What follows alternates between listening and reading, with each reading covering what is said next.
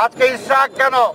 ইসরাকের বাবা আমাদের মহানগরের সাবেক সভাপতি, সাবেক মেয়র সাদেক হোসেন খোকাকে গুলি করেও থামানো যায় নাই। ইসরাক হোসেন তার সুযোগ্য সন্তান, তাকে জেলে নিয়ে কি আটকানো যাবে? যাবে না। আজকে আমরা বলতে চাই, বিএনপির এই মুহূর্তে প্রতিটা নেতা কর্মী যারা বিএনপি করে সবাই এক একটা বুলেট, কেউ কোনো ভয় যতই গুলি করেন জেলে নেন, আমরা জেলখানারে ভয় পাই না। তাই বলতে চাই, অনতি বিলম্বে ইসরাক হোসেনকে ছেড়ে দেন। আমাদের সবাইকেও যদি গ্রেপ্তার করেন তারপরও কি আন্দোলন বসে থাকবে? আন্দোলন বসে থাকবে না। আমরা আন্দোলন চলবে, মাঠে আছে যে পর্যন্ত তত্ত্বাবধায়ক সরকার অধীনে নির্বাচন না হবে, যে পর্যন্ত শেখ হাসিনা ক্ষমতা না ছাড়বে, সেই পর্যন্ত আন্দোলন চলছে, চলবে।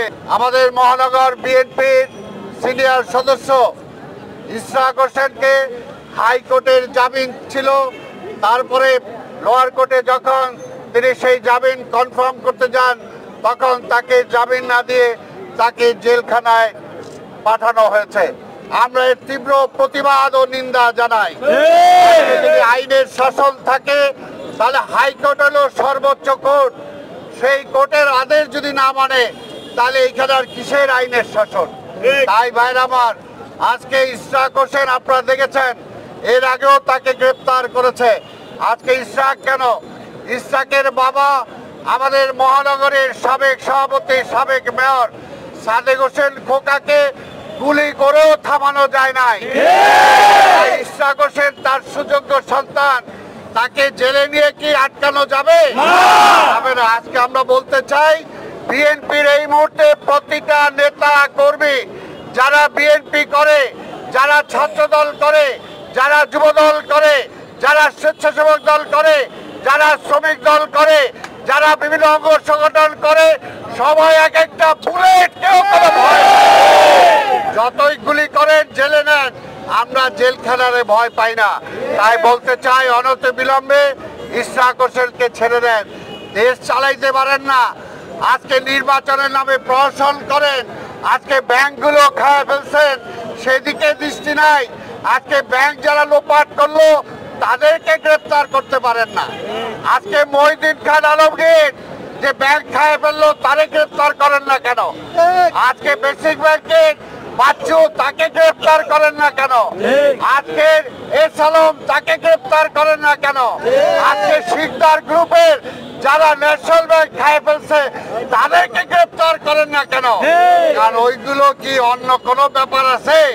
তাই মালদলের ব্যাপার। তাই বলতে চাই, জনগণ এগুলো বুঝে। আজকে এখানে কোনো বক্তব্য দেব না, পরিষ্কার কথা। এইরকম আমাদের সবাইকেও যদি গ্রেপ্তার করেন তারপরও কি আন্দোলন বসে থাকবে?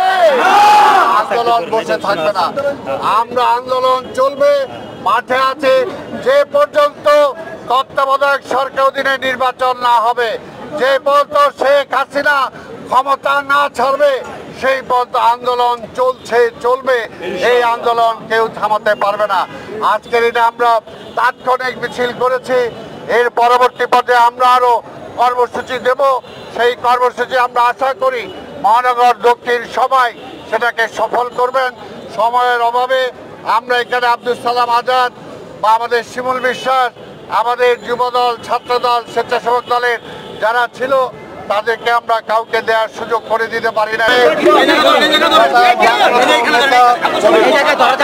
সিনিয়র যুগ্ম মহাসচিব জনাব রুহুল কবির রিজভী উপস্থিত আছেন, জাতীয়তাবাদী দলের সাংগঠনিক সম্পাদক সাবেক যুব নেতা অ্যাডভোকেট আব্দুল সালাম আজাদ, আমাদের ঢাকা মহানগর দক্ষিণের সংগ্রামী সদস্য সচিব রফিকুল আলম মজনু, এখানে উপস্থিত আমাদের স্বেচ্ছাসেবক দলের মহানগর দক্ষিণের সভাপতি জহির, সাধারণ সম্পাদক বাপ্পা, আমাদের শ্রমিক দলের দক্ষিণের সংগ্রামী